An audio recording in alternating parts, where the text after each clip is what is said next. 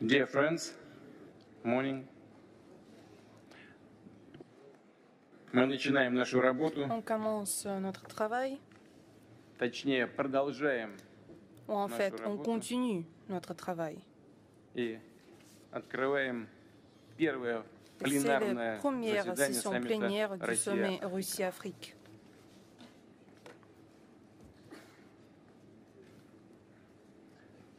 Уважаемый господин Асумани, Monsieur Assoumani, уважаемые главы Mesdames et государств, Messieurs les chefs d'État, правительств, de gouvernement et les руководители chefs des делегаций, délégations, уважаемые друзья и коллеги. Mesdames et Messieurs, chers collègues, Рад приветствовать je вас на suis ravi de пленарном vous заседании saluer à второго la session саммита plénière du Россия-Африка. deuxième sommet Russie-Afrique. Здесь Ce собрались sommet a представители réuni des подавляющего représentants de la большинства majorité африканских écrasante государств des и États africains et руководителей des chefs ведущих des organisations региональных régionales организаций. prépondérantes.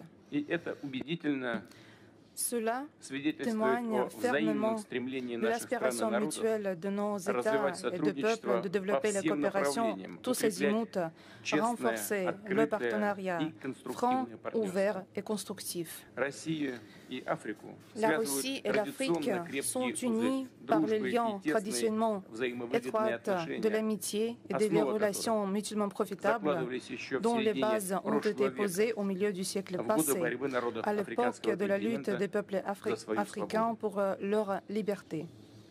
На протяжении десятилетий нами Au cours неизменно de décennies, оказывалась nous avons поддержка apporté une в aide тяжелом considérable противостоянии стран en Африки résistance des pays колониальному игу. africains contre le joug К colonial. сожалению, некоторые Malheureusement, проявления quelques колониализма formes не du изжиты до сих пор colonialisme existent и toujours по-прежнему практикуются et sont toujours бывшими pratiqués par les метрополиями, anciennes в частности, в métropoles, en экономической, particulier dans les domaines информационной и économiques, гуманитарной humanitaires et сферах. d'information.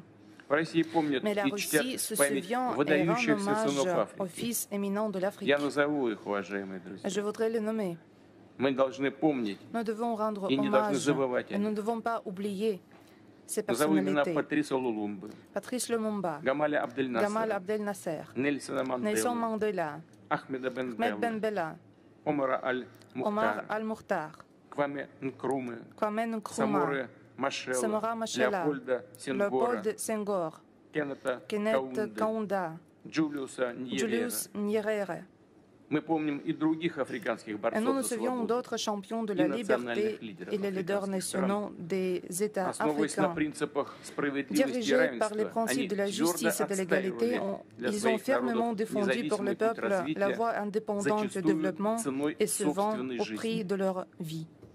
Эти идеалы Ces свободы, idéaux de la независимости, liberté, de суверенитета l'indépendance, de la весьма souveraineté значимы sont и importants сейчас, et в pertinents нынешних dans les непростых conditions условиях difficiles международной de la турбулентности, turbulence internationale, когда идет quand on формирование voit по-настоящему former многополярного l'ordre mondial миропорядка, а véritablement эпоха гегемонии multipolaire одного или à группы et l'époque государств de уходит в gémonie прошлое. d'un État ou d'un groupe d'États Правда, reste dans не le без passé. сопротивления тех, Bien sûr, кто il y a привык ceux qui résistent à ces changements puisqu'ils se sont habitués à leur propre exclusivité et leur monopole dans les affaires internationales.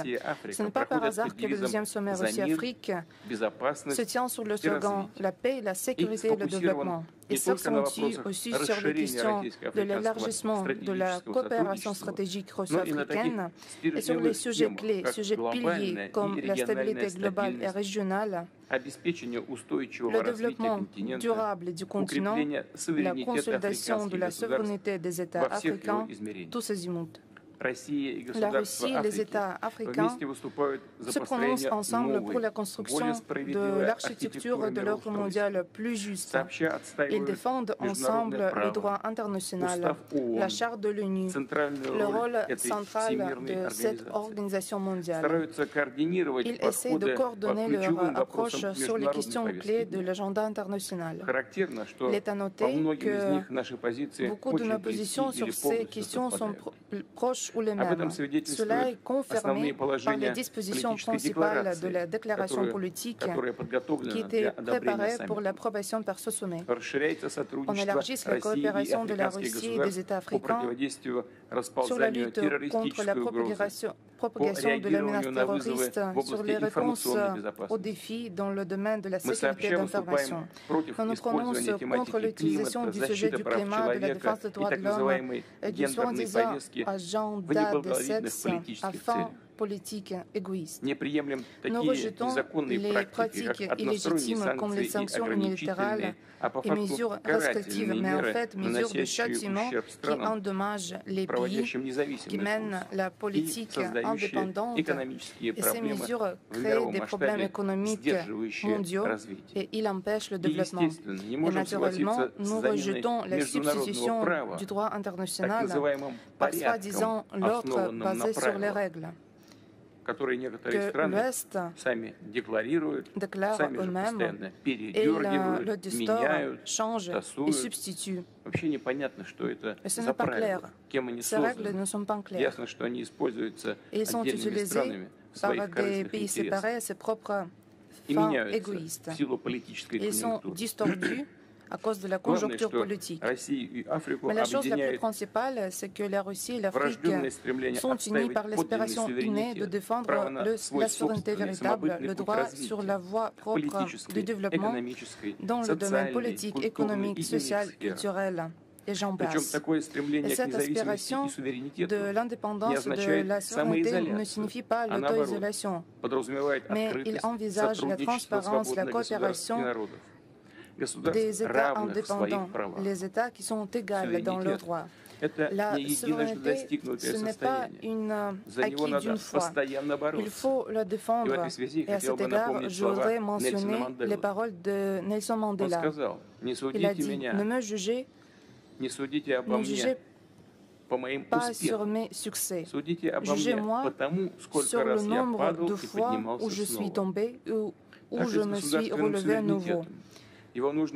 Il faut défendre la souveraineté d'État, jamais baisser les bras et reculer sur la pression externe, et être indépendante, défendre la souveraineté et participer d'une manière active à la formation du système multipolaire basé sur l'égalité des États. Et je suis convaincu que la Russie et l'Afrique y sont solidaires. Il est à noter que, sous nos yeux, le continent africain devient un centre nouveau de force et son rôle politique et économique augmente exponentiellement. Et tout le monde doit le prendre en considération. Par exemple, l'initiative d'un nombre des États africains sur les questions du règlement ukrainien. C'est un problème aigu, bien sûr, et cela parle de beaucoup de choses. Auparavant, toutes les missions de médiation ont été monopolisées par les États avec, soi-disant, la démocratie développée. Maintenant, à l'époque actuelle, l'Afrique est prête à résoudre les problèmes qui, on disait, sont hors de la zone de son intérêt.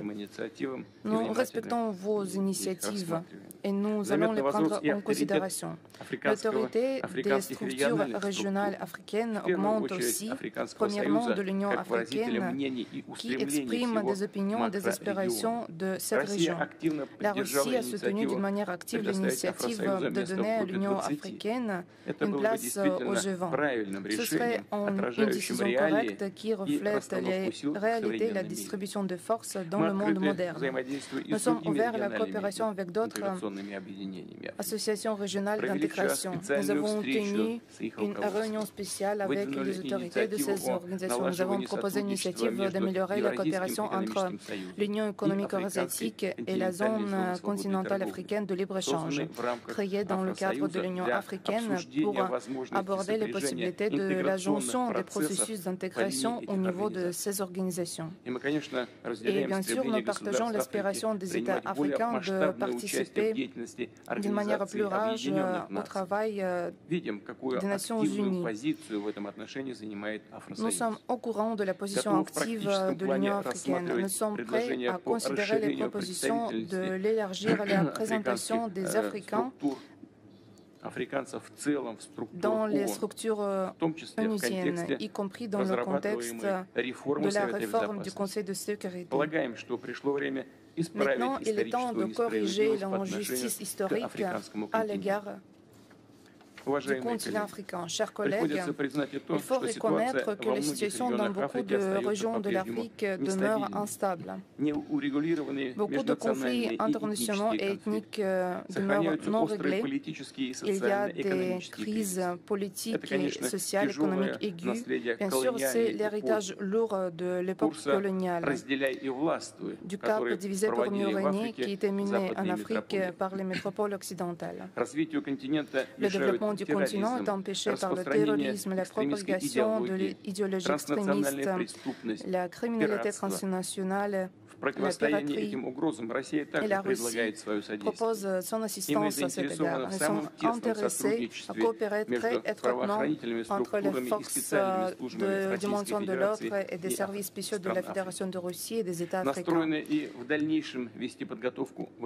Nous envisageons de tenir la formation des militaires et des employés des organes du maintien de l'ordre des pays africains dans les universités russes spécialisées. À l'heure actuelle, les militaires de pays États d'Afrique font leurs études dans les universités auprès du ministère de la Défense de la Russie.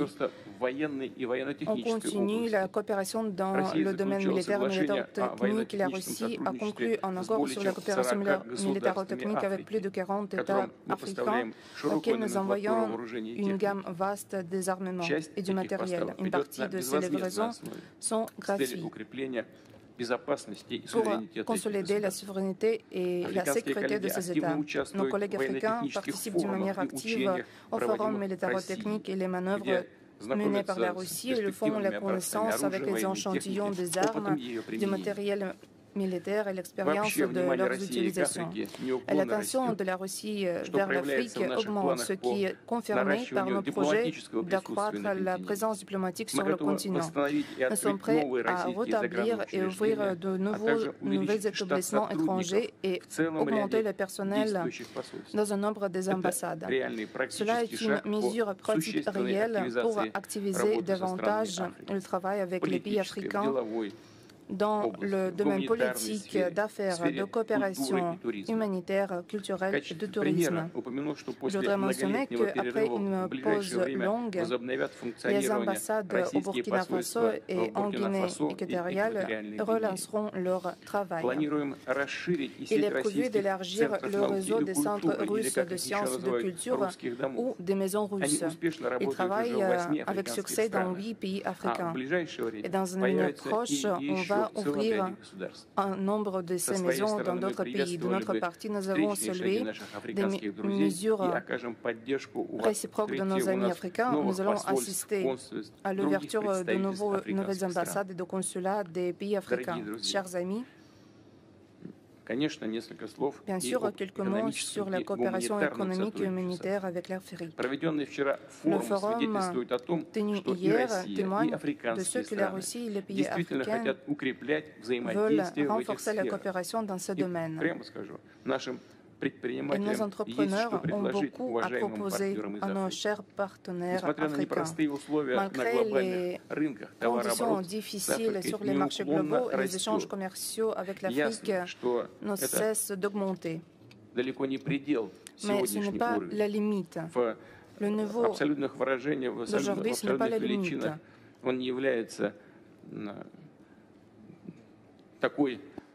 C'est un objectif que nous devons nous fixer. L'augmentation des échanges commerciaux russo-africains vont être facilitées par la transition dans les transactions sur les devises nationales, amélioration de nouvelles chaînes de transport de la logistique. Nous comprenons l'importance de la livraison continue des produits alimentaires pour le développement social et économique et le maintien de la stabilité politique des États africains. Nous augmentons les livraisons des produits alimentaires en Afrique. En 2022, nous avons envoyé 11,1 millions de tonnes de céréales aux pays africains. Et pendant les 6 mois de cette année, nous avons envoyé 10 millions de tonnes de plus. Et malgré les sanctions imposées contre notre exportation qui empêchent les livraisons des alimentations russes, entravent la logistique de transport, l'assurance et des transactions bancaires. Il est à souligner, vous, chers amis, pouvez être sûrs que la Russie va être un fournisseur responsable des produits agricoles. Nous allons continuer à soutenir les pays ayant les plus grands besoins. Nous allons envoyer nos céréales et d'autres denrées, y compris à titre gratuit, ainsi que dans le cadre du programme alimentaire de l'ONU. Hier, nous avons annoncé que dans 3-4 mois, nous allons envoyer 25-50 000 tonnes de céréales à 6 pays africains à titre gratuit.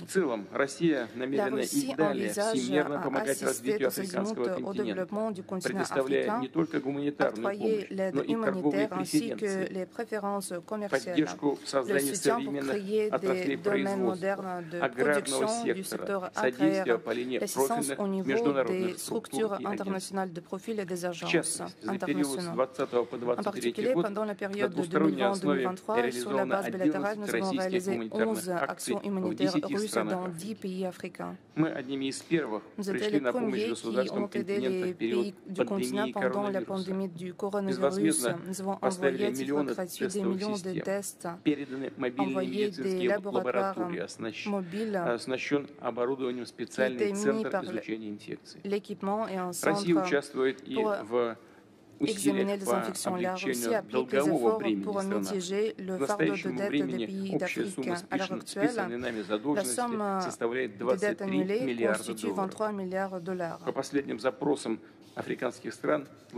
Nous allons octroyer à ces fonds de leur développement 90 millions de dollars de plus. Pour conclure, je voudrais souligner encore une fois que nous sommes prêts sincèrement, main dans la main, travailler avec nos amis africains, bâtir la coopération et le partenariat mutuellement profitable et stratégique.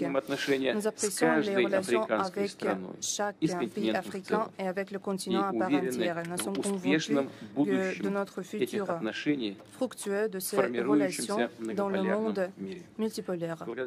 Je vous remercie.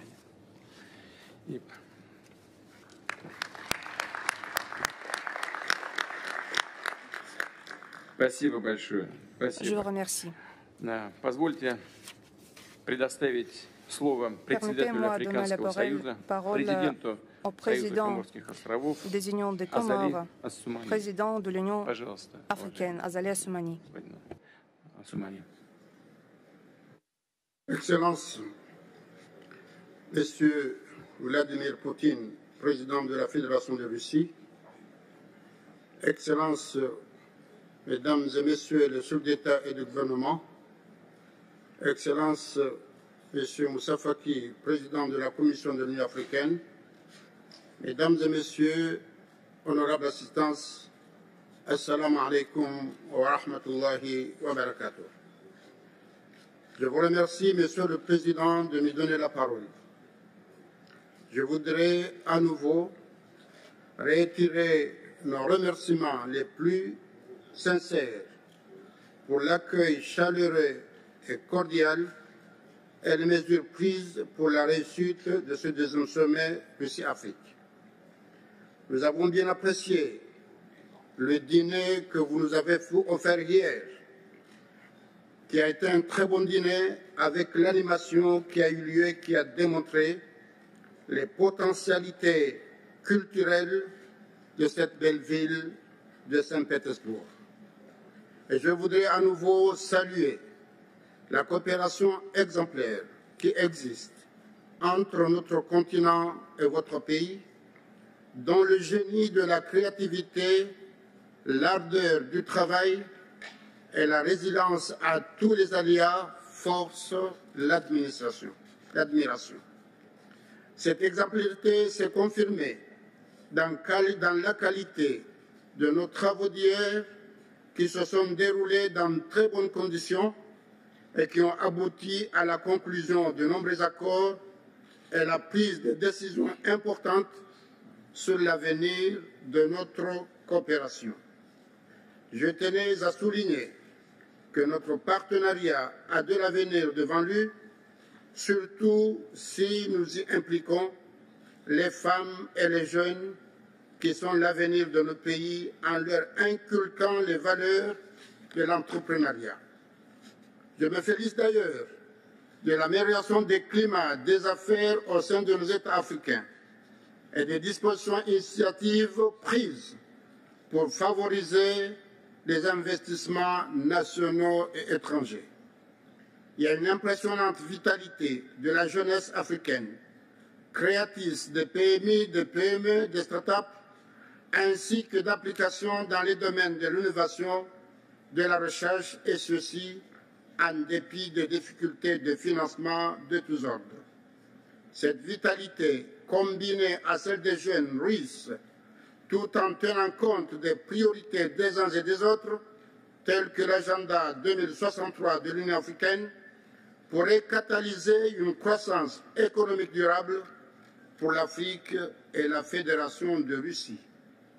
En aidant les jeunes Africains à investir dans un processus de transformation locale et productif, la Russie contribuera à améliorer leur capacité à tirer le meilleur parti de l'abondance de dotation en ressources naturelles et humaines dont dispose notre continent africain. L'Afrique que nous voulons est une Afrique économique et sociale, intégrée dans le reste du monde, avec une vision d'un grand marché numérique unique, avec moins d'obstacles dans le domaine du commerce et des investissements conformément aux objectifs de la ZLECAf. En relevant ensemble le défi de la formation au numérique, un domaine dans lequel la Russie excelle, nous parviendrons à constituer le capital humain nécessaire à la réalisation de notre ambition commune de croissance économique durable et surtout d'employabilité des jeunes pour les protéger notamment contre les extrémismes de tous bords. Concernant la paix et la sécurité, la démocratie et l'état de droit, certes, nous apprécions l'esprit de certains de nos partenaires de ne pas s'immiscer dans les affaires internes des États. Toutefois, nous demandons leur accompagnement dans la lutte que nous menons contre les changements anticonstitutionnels, car ce qui se passe malheureusement dans nos continents ces dernières années ne profitera pas à aucun de nos partenaires. J'ai saisi alors cette opportunité pour réitérer la condamnation de l'Union africaine aux changements anticonstitutionnels qui viennent d'avoir lieu au Niger et saluer également celle de la communauté internationale.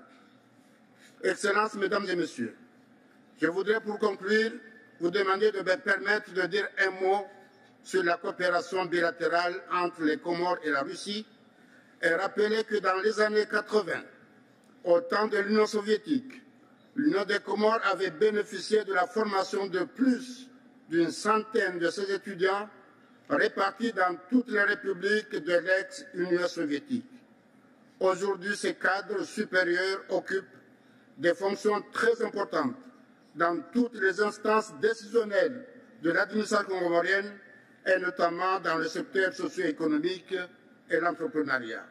Certains d'entre eux font d'ailleurs partie de ma délégation et ils ont été mes interprètes et se joignent à moi pour vous exprimer notre profonde reconnaissance pour cette coopération amicale et efficace. Notre vœu le plus ardent, Monsieur le Président, j'en suis certain, celui de tous mes collègues ici présents, est de pouvoir réactiver cette coopération dynamique avec la Fédération de Russie, tout en espérant que cette crise russo-ukrainienne, qui a quelque peu refroidi nos relations de coopération, prenne fin rapidement pour plus de progrès et de développement. Je vous remercie.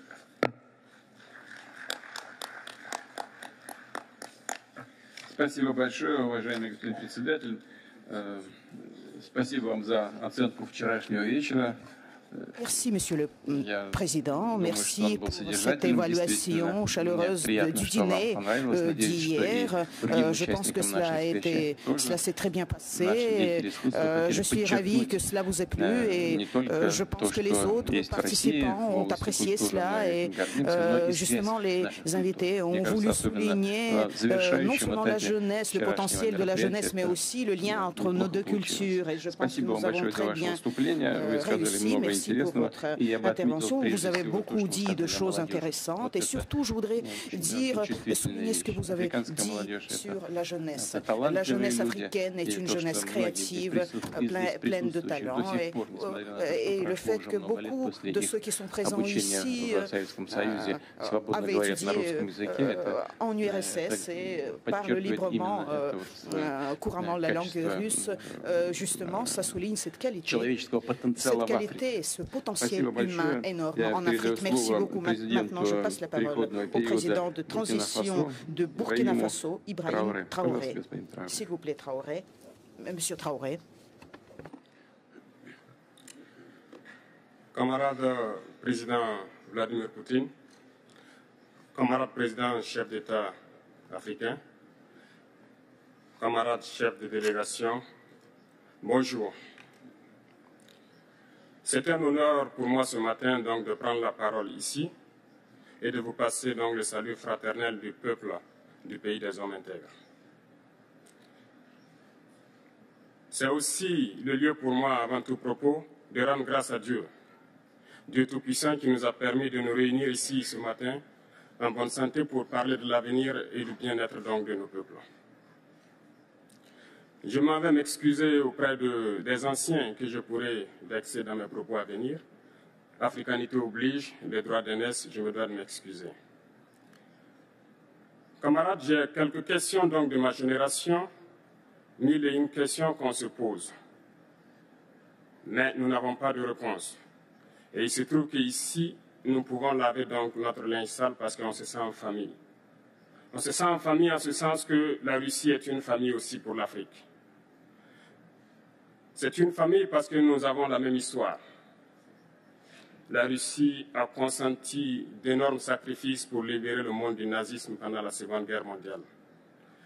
Les peuples africains, nos grands-pères, ont été déportés de force aussi pour aider l'Europe à se débarrasser du nazisme. Nous partageons la même histoire en ce sens que nous sommes les peuples oubliés du monde. Qu'ils soient dans les livres d'histoire, dans les documentaires ou films, on tend donc à balayer le rôle prépondérant qu'a joué la Russie et de l'Afrique dans cette lutte contre le nazisme. Nous sommes ensemble parce que, actuellement, nous sommes là pour parler de l'avenir de nos peuples, de ce qui va advenir demain, de ce monde libre auquel nous aspirons, de ce monde sans ingérence dans nos affaires internes. Nous avons les mêmes perspectives et je souhaite que ce sommet soit l'occasion donc de pouvoir tisser de très bonnes relations en vue d'un meilleur avenir de nos peuples. Les questions que mes générations se posent sont les suivantes, si je peux me résumer, c'est de ne pas comprendre comment l'Afrique, avec tant de richesses sur notre sol, avec une nature généreuse, de l'eau, du soleil en abondance, l'Afrique est aujourd'hui le continent le plus pauvre. L'Afrique est un continent affamé. Et comment se fait-il que les chefs d'État traversent donc le monde à mendier? Voici des questions que nous nous posons et que nous n'avons pas de réponse jusque-là.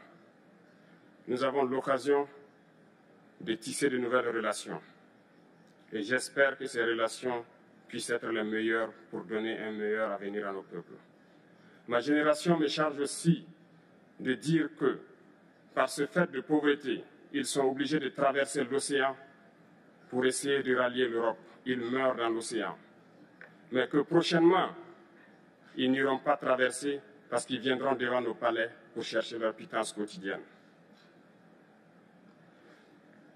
Pour ce qui concerne le Burkina Faso, aujourd'hui, nous sommes confrontés depuis plus de 8 ans à la forme de manifestation la plus barbare, la plus violente du néocolonialisme, de l'impérialisme.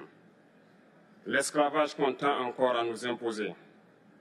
Nos dévanciers nous ont bien appris une chose. L'esclave qui n'est pas capable d'assumer sa révolte ne mérite pas que l'on s'apitoie sur son sort. Nous ne nous apitoyons pas sur nos sorts, on ne demande pas que quelqu'un s'apitoie sur notre sort. Le peuple burkinabé a décidé de lutter contre l'île terroriste en mesure de relancer son développement. Dans cette lutte, des vaillants peuples, des vaillantes populations se sont engagées à prendre les armes face au terrorisme, ceux que nous avons affectueusement appelés les VDP, des volontaires. Nous sommes surpris de voir les impérialistes traiter ces VDP de milices et de tout type. C'est décevant, parce qu'en Europe, lorsque des peuples prennent les armes pour défendre leur patrie, on les traite de patriotes. Nos grands-pères ont été déportés pour sauver l'Europe. Ce n'était pas avec leur consentement, contre leur gré.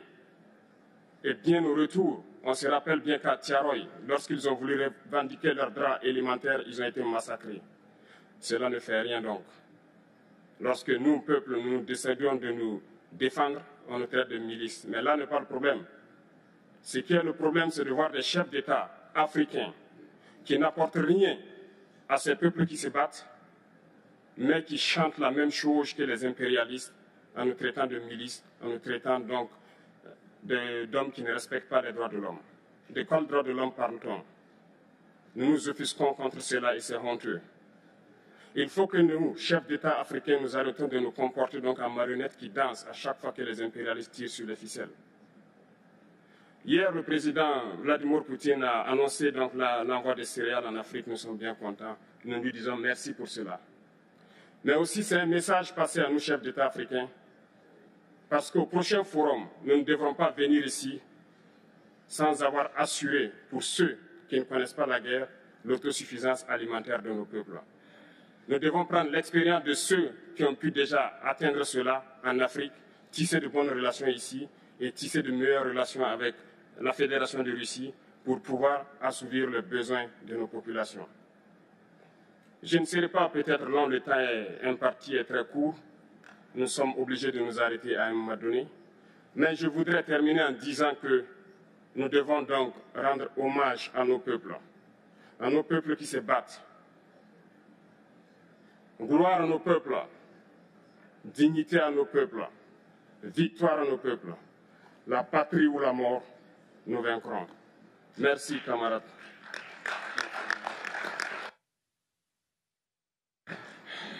Спасибо, уважаемый господин Траоре. На что хотел бы обратить внимание. Вот только что выступивший коллега сказал о роли России в борьбе с нацизмом. Она кем-то пытается быть затушевана, забывается, но эта борьба велась Советским Союзом, Россией в интересах всего человечества, для освобождения человечества от нацизма. Я хочу обратить внимание, что и борьба Африки за свою независимость, борьба Африки против апартеида велась и ведется не только в интересах самой Африки, она ведется в интересах всего человечества, потому что эта борьба приводит к результатам, которые улучшают само качество взаимоотношений в мире, а значит направлена на улучшение ситуации в мире в целом. В этом смысле я, безусловно, согласен с господином Траоре. Это очень похоже на то, что происходило и происходит с Советским Союзом, с Россией в его борьбе и то, что происходит со странами Африки сегодня в борьбе Африки за свою подлинную независимость и свободу. Я с удовольствием передаю слово президенту Республики Камерун Полю Бия. Пожалуйста. À vous la parole, Monsieur le Président.